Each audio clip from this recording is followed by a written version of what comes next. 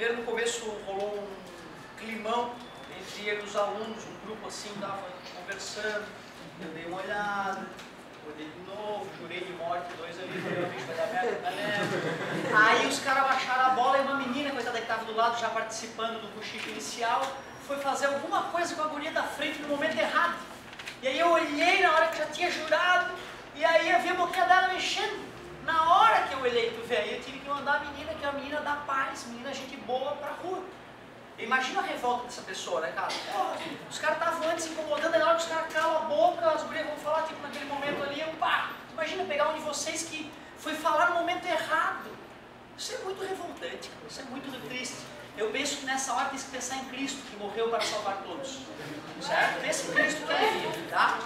Mas pode acontecer aqui. Tu vê, né, cara? A gente vai ficando um pouco cansado, vai achando que a galera tá entendendo como é que funciona a doença do cara, e aí, então, se tu bobear, eu posso cometer uma injustiça, tu vê que loucura. Mas depois tu chama teu pai, a gente conversa lá. Agora, olha só, essa aula eu vou dar, tá, cara? Essa aula toda. E se tu vier com pergunta do além, eu não vou mais poder responder, porque as perguntas começaram a tomar um rumo lá, e eu acabei não conseguindo falar da aula direito pra eles. Que bosta de aula que eu dei, cara. Não faça essa aula virar uma merda. E aí a gurizada, na hora que eu falei, galera, me perdoa, essa aula é uma bosta. E o outro falou, não, professor, foi legal.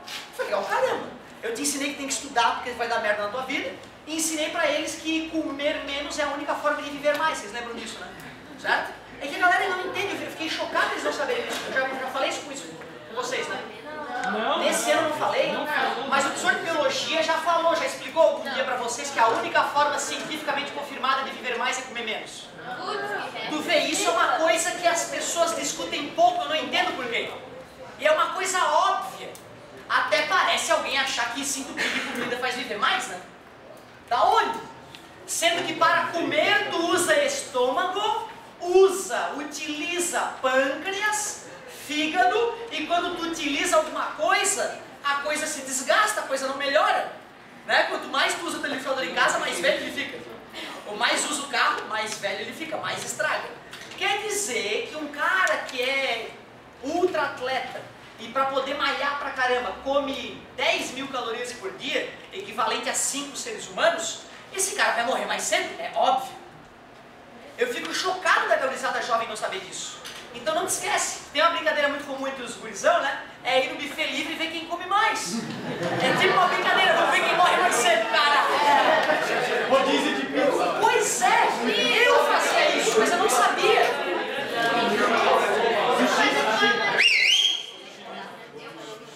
O exemplo maior para isso é o lutador de sumô.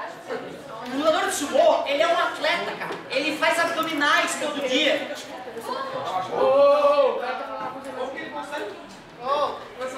Muito educados, muito obrigado, muito educados, parabéns, muito educados.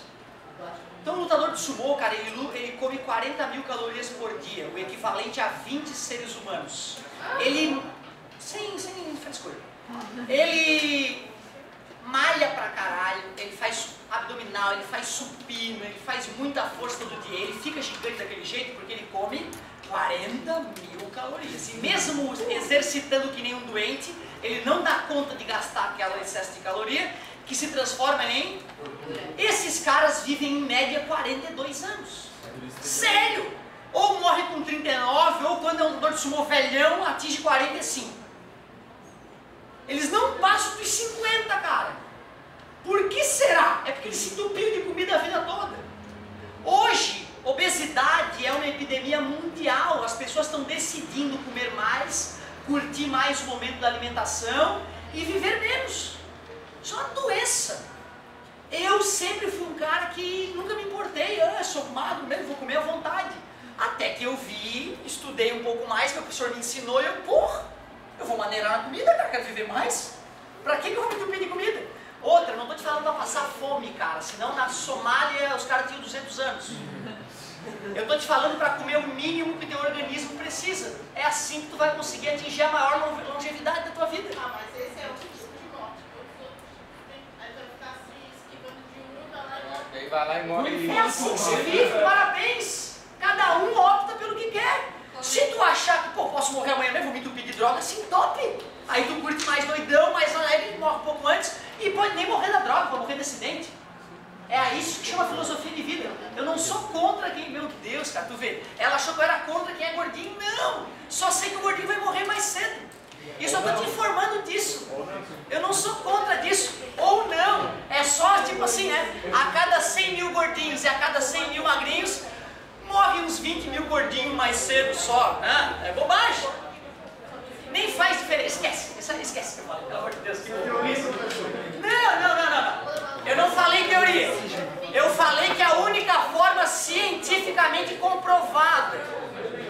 Isso é mais que comprovado, cara. Outra. Silêncio! Por que eu falaria isso pra vocês, cara? Né? Por que eu me exporia o Brasil todo pra galera depois rir da minha cara? Né? Por que eu faria isso? Se eu tô te falando isso é porque eu não vim de um lugar de um cabeça de bagre. Eu vim de diversas pessoas muito educadas, doutores em nutrição. Não adianta.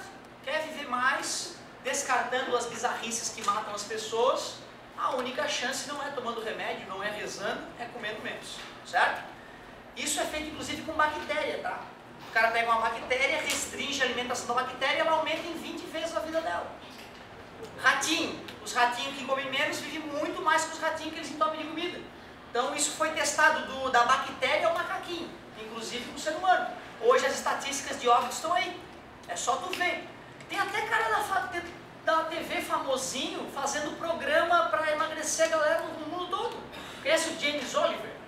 Esse cara é um cara que foi para os Estados Unidos tentar ver se menos sul-americanos morrem de obesidade. Saca? Então isso é conhecido. Tu só não tá sabendo disso porque tá bitolado em alguma coisa que eu não sei o que é. Acho que deve ser o tal do Facebook, eu acho. Mas pode ser um delírio mesmo. Ô galerinha, para não acontecer aquele cocôzinho que aconteceu na aula do lado, chega de falar de coisas que não tem nada a ver com a vida, tipo longevidade. Quem quer ser longevo, né? Então, ó, transferência de calor. Falei da condução? Ocorre principalmente nos? E é átomo a átomo. Se a convecção ocorre devido ao movimento de massa, ele ocorre somente em fluidos, líquidos e gases. Parabéns. Radiação. O que é que faz a radiação ser transmitida?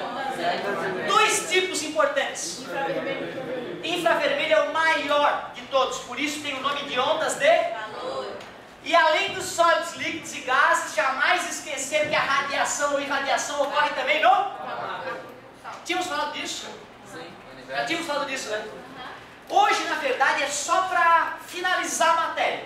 Uma das coisas legais sobre radiação ou irradiação é o seguinte, já que isso era só uma revisãozinha rápida. O efeito estufa.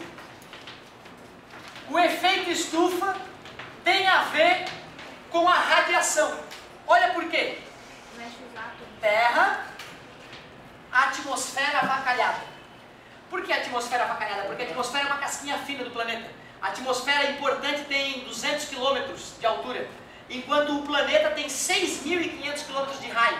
Então, se isso aqui fosse o raio do planeta, a atmosfera tu mal ia enxergar. Então eu avacalhei a atmosfera para vocês enxergarem, tudo bem? Só para tu não achar que está proporcional, pelo amor de Deus. Ali está o Sol. Se o Sol está quente ou está frio? Quente pra caramba. Ele emite mais radiações de alta ou baixa frequência? É, né? Porque a radiação que um átomo emite tem a ver com quanto o átomo está sacudindo. E lembra que temperatura média é a vibração dos átomos? Então, se lá tem átomo quente pra caramba, a radiação que esse átomo emite é de alta frequência. Então quer dizer que chega um monte de radiação do Sol. E de todos os tipos que tu pode imaginar. A atmosfera filtra as radiações de baixa frequência e deixa passar bastante as radiações de alta frequência, tipo ultra. Quando o ultravioleta bate na superfície da Terra, o que acontece com parte dele? Reflete e vaza. Mas uma parte é absorvida. Quando a Terra absorve essa radiação ultravioleta, o que acontece com o chãozinho? Esquenta muito pouco em relação ao Sol. É muito pouco. Pouco demais. Muito pouco não serve, né? Pouco. Então quer dizer que a Terra emite radiações de alta ou baixa frequência? Baixa, recebe de alta e emite baixa. Porém, a atmosfera, tipo, quem é o baixo frequência? Infravermelho, a Terra emite infravermelho. Só que o infravermelho que chegou do Sol não foi bloqueado, parte dele? Foi. Esse infravermelho que tentar sair, É mais fraco. vai ser bloqueado e vai voltar para a Terra.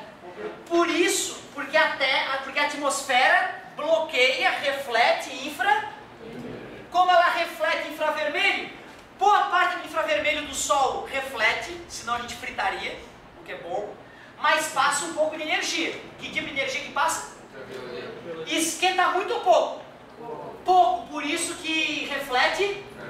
E como ele não pode entrar, também não vai poder sair, fica acumulado a radiação aqui na Terra e a Terra fica gostosinha de viver.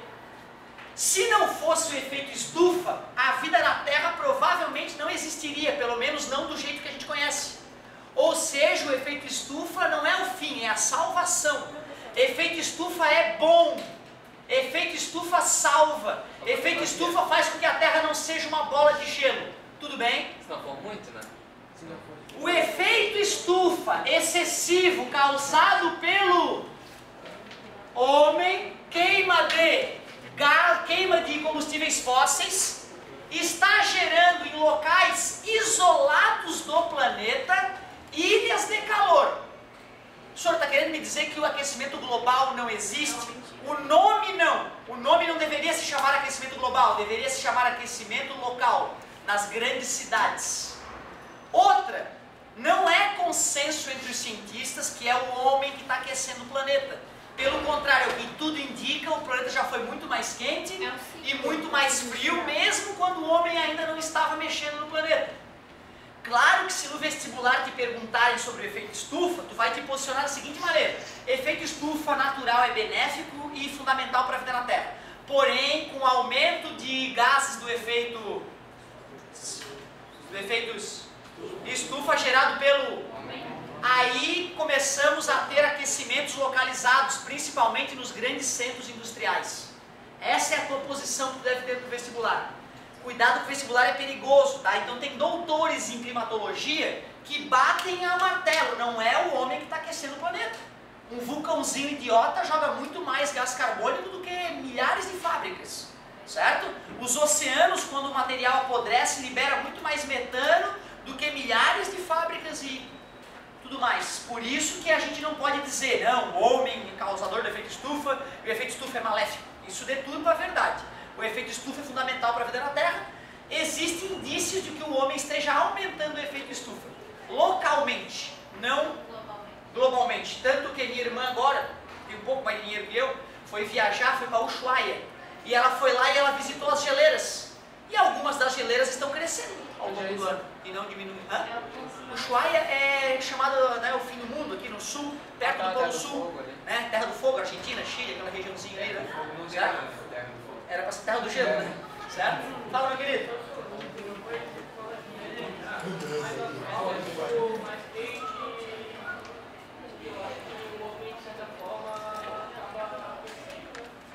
O que o pai dele falou é perfeito. Quanto mais asfalto, mais quente. O asfalto é preto, o preto absorve energia, né? O verde, cara, pô, se tiver verdinho, cara, vai absorver parte da radiação para o bichinho crescer. Meu Deus, a melhor coisa que tem no verão é tu entrar debaixo de um pé de árvore. Fica gostosinho, né? Tem razão. O problema é que, se tu for fazer as contas de quanta energia sai e quanta energia entra, se tu pegar todo o asfalto do mundo, dá 0,001% de energia. É por isso que eu estou dizendo que tem muito mais energia rolando que a gente não está botando na ponta do lápis. Para nós que vivemos numa cidade, tá nítido que está esquentando. Porra, vai fazer um passeio no parque. Tu vai ver, meu, que tá gostoso, lá tá no inferno. Então teu pai tá coberto de razão.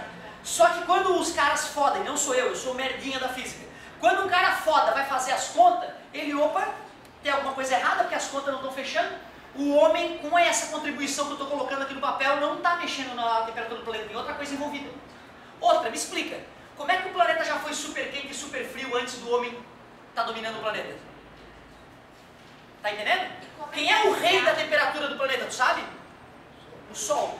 Se o Sol peidasse 1% a mais, a Terra fritaria. Se o Sol resolvesse trabalhar 0,5% abaixo do que ele trabalha, a Terra congelaria. Ou seja, o Sol é um relógio suíço.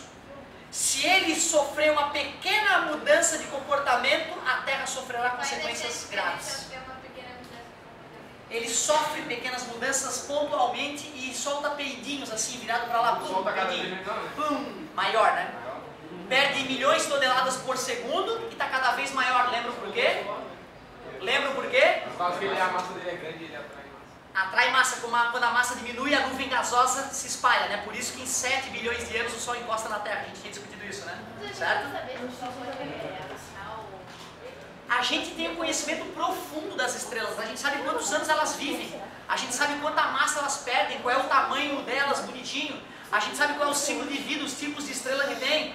Nós sabemos que o nosso Sol não vai durar para sempre. É por isso que a saída é estudar. A galera, oi, a NASA está gastando bilhões para botar robôzinho em Marte. É a nossa salvação. Se nós não estudarmos Marte para ir um pouquinho, né, para poder aprender a migrar para um outro planeta, a raça humana não tem como sobreviver aqui. Mas nós estamos falando de bilhões de anos à frente, né, galerinha? Então, olha só.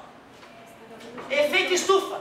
A atmosfera deixa passar aqui radiação e bloqueia qual? Deixa passar ultravioleta. Alta frequência ultravioleta e bloqueia Infravermelho. baixa frequência infravermelho. Por isso que a Terra é gostosinha de viver, devido à atmosfera. E aí estamos a investigar o que vai acontecer com o futuro, que nós não dominamos ainda o estudo do clima. Nós não sabemos exatamente o que o clima... Qual posição já vai? Olha, muitos cientistas estão falando que o homem é que está aquecendo o planeta. Muitos cientistas batem o pé e dizem que não, que nós estamos errando no cálculo, que nós não sabemos ainda. É possível. Tem cientista, inclusive, que diz que nós estamos entrando numa nova era do gelo. Mas por quais fatores? Porque a gente mede a temperatura do oceano e a temperatura do oceano está diminuindo ano após ano. E o oceano interfere muito mais na quantidade de energia do planeta do que a atmosfera, que é uma casquinha fina. Ou seja, embora a atmosfera esteja aquecendo localmente em alguns pontos, o oceano, que é um indicativo muito melhor da temperatura do planeta, está resfriando. Tem um cara que é doutor na UFSC aqui, que ele aparece no Diário Catarinense de vez em quando, batendo a martelo. É babaquice dizer que o efeito estufa é causado pelo homem. Ele sabe por quê? Ele mostra as contas dele lá, ele mostra, olha, o que está acontecendo é um fenômeno global devido à posição do Sol e Terra, a distância entre eles e o comportamento do Sol. Então é provável que nos próximos milênios a Terra baixe drasticamente a temperatura. Então pode ser que tudo que a gente está vendo já aconteceu antes, talvez de uma forma diferente, Cíclico. daí criou. As coisas são cíclicas, né? Como é que o mar está ficando mais frio e as geleiras se derretendo? Primeiro eu acabei de falar que as geleiras estão derretendo uma ou outra. Aí o cara que quer causar impacto para o ambientalista, né? Ele vai falar daquela geleira. Ele não vai falar que tem outras geleiras que estão aumentando. Ele bota um urso no meio Ah não, sim, mas é que, por exemplo, eu fiquei vendo estado que eu fui olhar o mapa da Groenlândia de 20 anos atrás e, tipo, ela perdeu a massa equivalente à região sul do Brasil. Aí o Sim. gelo foi Uma pra água e a coisa- água foi Aí teria que olhar as geleiras que estão aumentando e ver quanto aumentou. É possível que só esteja mudando a distribuição de calor ao longo do planeta. Algumas regiões ficando mais frias e outras, exatamente. É isso que alguns caras argumentam. Cuidado! No vestibular tem que ser cauteloso. Na geografia a professora vai te mostrar que tem aquecimento, ela vai chamar de global. Aqui na física eu só corrigi a palavra global. Certo? Beleza? No vestibular, se ele te perguntar, o homem pode estar causando o aquecimento do planeta? Sim. Existe confirmação científica disso. Infelizmente ainda não.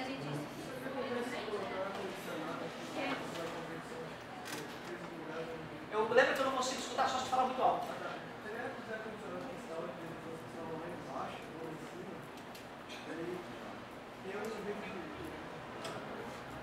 Olha, bacana. Se teu ar-condicionado está instalado no chão do teu apartamento, vai gelar o chão e vai ficar quente em cima.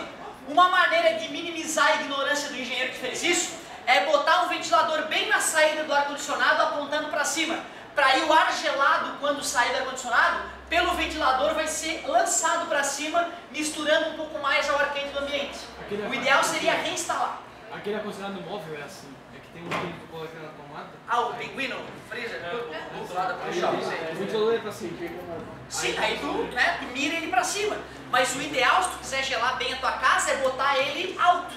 Bota uma cadeira, bota em cima do armário. Aí vai bombar muito mais, certo?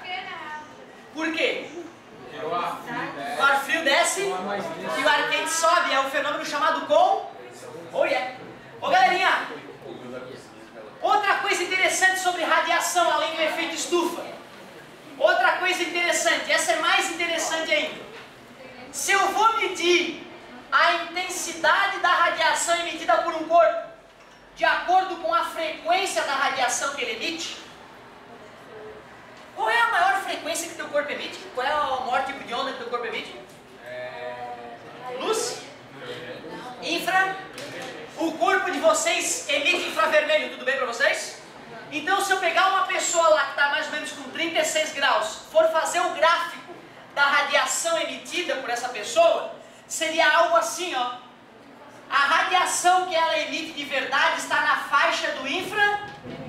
Não que ela não emita um pouquinho de outras radiações, mas é tão pouco que cai quase a zero.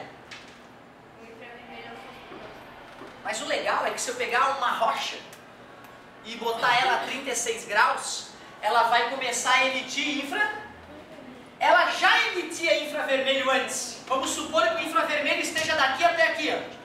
Porque lembra, infravermelho não é uma frequência única, né? É uma faixa de frequências, certo? Assim como a luz. A faixa de frequência da luz vai de qual até qual cor? Do vermelho ao violeta. Quando eu falo luz, tem uma gama, né, de frequências que é a luz. Vamos supor que isso aqui tudo é infravermelho. Se eu pegar uma pessoa ou uma pedra aquecida a 36 graus, a intensidade da radiação emitida, vai depender da frequência e vai depender da temperatura. Então eu vou botar aqui a curva para 36 graus.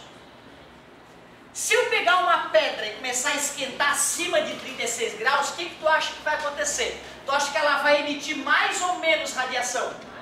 Mais. O mais interessante é que se eu fosse fazer a curva da radiação emitida por um corpo a 50 graus, 30 graus aproximadamente, olha o que ia acontecer.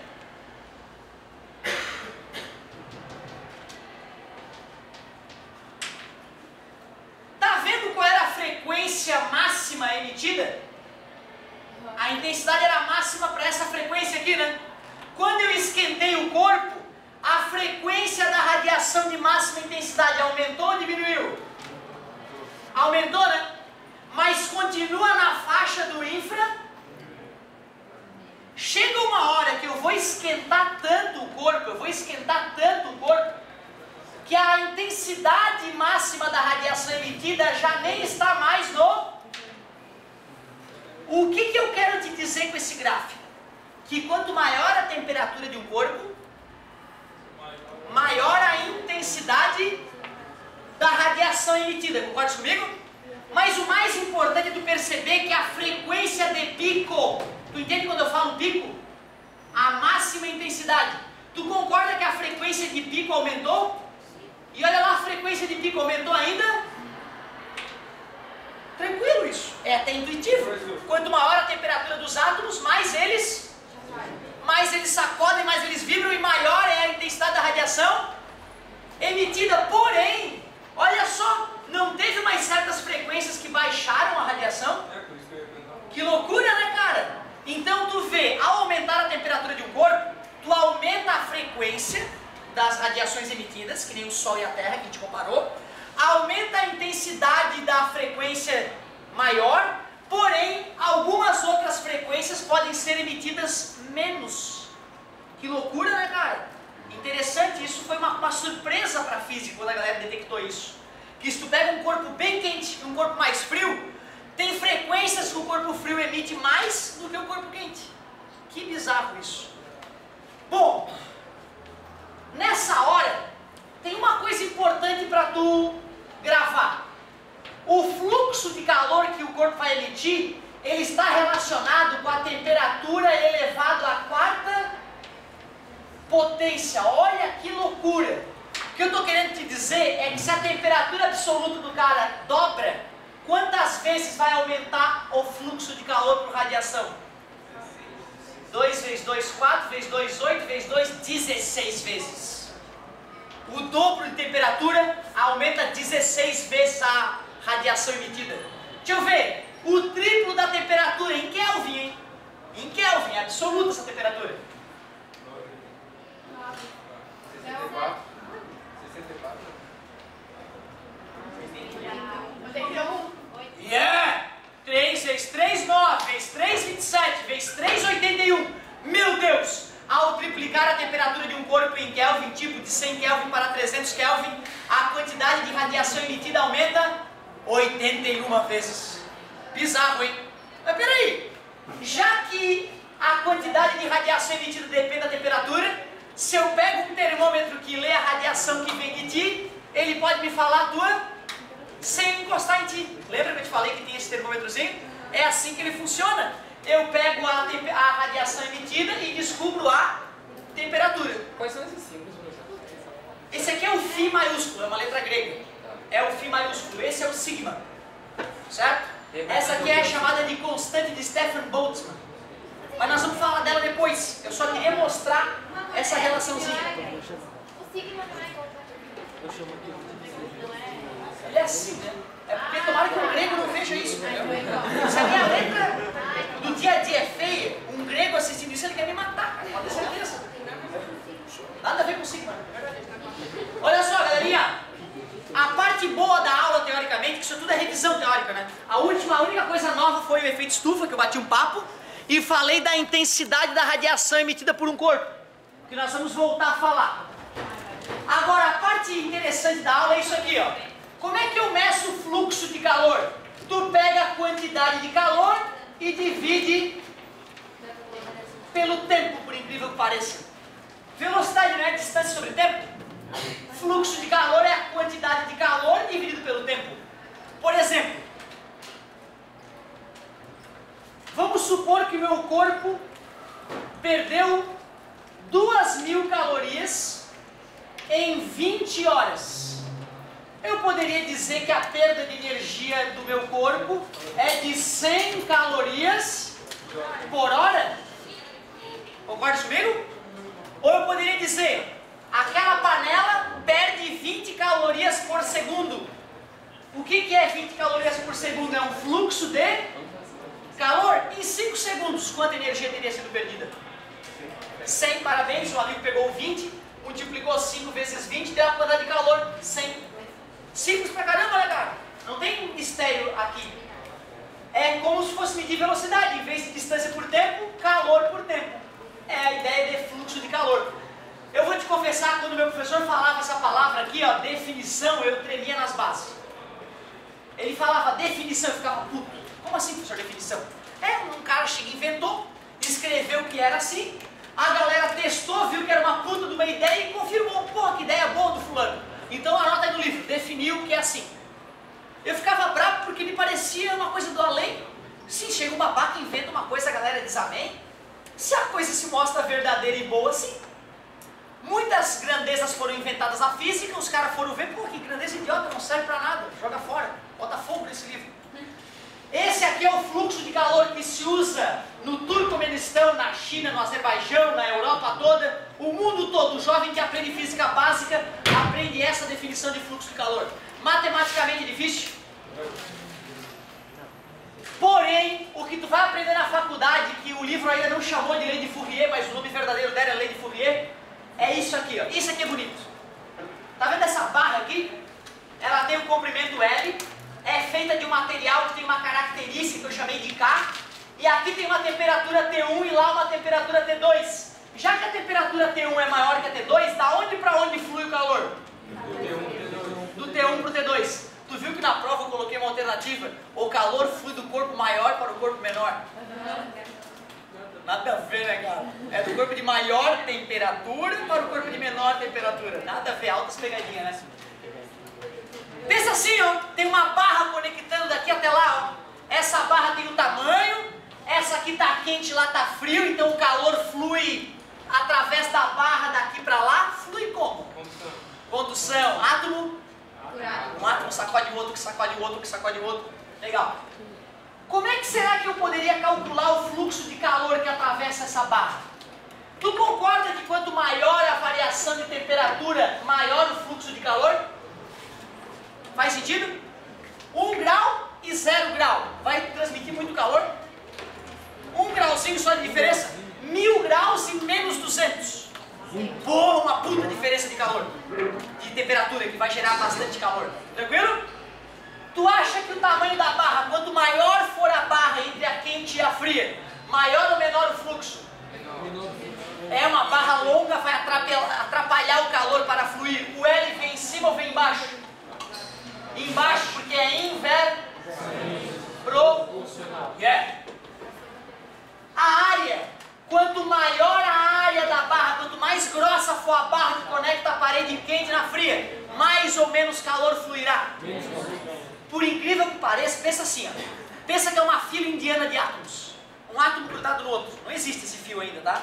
Quase dentro do teu computador o fio é assim, tá? Os circuitos elétricos dos computadores atuais têm 3 átomos de espessura. O circuitinho elétrico, 3 átomos de espessura. Foda fazer esse fio, né, cara? Agora imagina o fio mais fino do mundo. Um átomo grudado no outro em fila indiana. Tudo bem pra vocês? Como é que o calor vai passar de um átomo para outro? Esse aqui sacode, sacode o amiguinho do lado, que sacode o amiguinho do lado e vai. Se eu fizer 2 filas indianas de átomos, não vai passar o dobro de calor? Tu concorda que quanto mais grossa a coisa que conecta o quente com o frio, mais filas indianas de átomos tem ali? Por isso que quanto mais grossa a barra, maior o fluxo de calor em cima ou embaixo? Em cima, o A, que é a área, vem em cima. Mas se for uma barra de cobre ou de isopor, muda alguma coisa? O cobre é um bom condutor de calor, inclusive. E o isopor é um conhecidíssimo. Portanto, tem a ver com o tipo do material, que eu vou representar pela letra K, coeficiente de condutibilidade térmica. Para que tu tenha a chance de fazer uma conta com a lei de Fourier, tu tem que, no mínimo, entender as letras, né, cara? Deixa eu ver se tu tá pegando amanhã. Fluxo de calor. De temperatura, porque o do tempo é minúsculo, olha que sacanagem. O do tempo é minúsculo, o tesão é temperatura. Beleza, galerinha? Área da seção, que a gente chama, quando a gente corta alguma coisa e olha a seção dela, certo? Área da seção. Tamanho, comprimento, o L vem do inglês left, para tu não esquecer, comprimento em inglês, aí tu nunca mais vai esquecer, certo? E o K? O K é o coeficiente de condutibilidade térmica. Olha o nome do cara, esse é ninja. Condutibilidade térmica. Sabe qual é o material que tem a melhor condutibilidade térmica? A prata, por incrível que pareça. A prata é safadinha. Eu não vou fazer nada de um radiador de prata, por exemplo, porque vai oxidar, tal, vai ficar caro, né? A prata ela é frágil, ela é mole, mas a bichinha conduz calor como ninguém. O isopor é um derivado de petróleo, cara. O isopor é um derivado de petróleo. Isopor vem de petróleo. Tu pega uma das partes do petróleo, certo? Tu faz um processo químico, começa a inchar aquela espuma maluca. E por que ele é tão bom isolante térmico? Porque é cheio de bolinhas de ar dentro dele. O ar é um bom isolante térmico. Por isso que o isopor é levinho, né? Ele tem um volume grande, mas ele é cheio de furinhos no interior dele. Derivado de petróleo. E aí, dá para reciclar isopor? Não dá. Não adianta colocar tudo isso reciclado, viagem toda. Certo? É que nem gasolina aquilo ali. Não dá, queimou, fechou, não tem o que fazer. Loucura, né? E reciclar, que eu digo, é botar o isopor numa máquina e fazer coisa nova, né? Se tu pegar um monte de isopor velho, tu pode picar e botar no recheio de uma laje na tua casa para fazer o isolamento térmico de graça. Show! Eu quero dizer reciclar e tu retransformar o material, né? Já chegou na parte da química que fala da destilação fracionada do petróleo? Eu fiquei assustado quando eu fiquei sabendo, não custa começar a plantar essa semente do bem em vocês aí. Gás de cozinha, GLP, é gás liquefeito de petróleo, certo? Gasolina, querosene, óleo diesel, graxa, piche, asfalto, até isopor, tudo veio do... Tu pega o líquido negro do chão, bota para esquentar numa super chaminé. Essa chaminé é cheia de bandejas, bandeja, bandeja, bandeja, bandeja. Lá está o petróleo, aqui está o petróleo. Tu esquenta essa porcaria. As moléculas mais leves vão lá para cima, tipo metano, certo? CH4, concorda comigo? A mais levinha depois dele, CH6, metano, desculpa, met, próprio but, metano, etano, propano e butano. Já viu uma empresa de gás aí chamada butano? Esses caras aqui, ó, é que formam o GL. O que significa GLP? Gás liquefeito de petróleo. Aqui embaixo da bandeja de baixo, tu pega do C6 ao C8, gasolina. Do mesmo barril de petróleo sai um pouco de gás de cozinha, um pouco de gasolina. O que é gasolina de alta octanagem? É que tem muitos octanos. Sacou? Depois disso tu pega diesel, C12, lá embaixo tu pega graxa, C20, aqui embaixo sai o piche para fazer asfalto. O octano, ele aceita mais compressão antes de explodir. Aí o motor que tem uma taxa de compressão maior vai aproveitar muito melhor a gasolina de alta octanagem, por isso que o motor fica mais poderoso. Ouça o carro 2000 então. Tua tarefa, anota aí a tua tarefa. Anota aí a tua tarefa.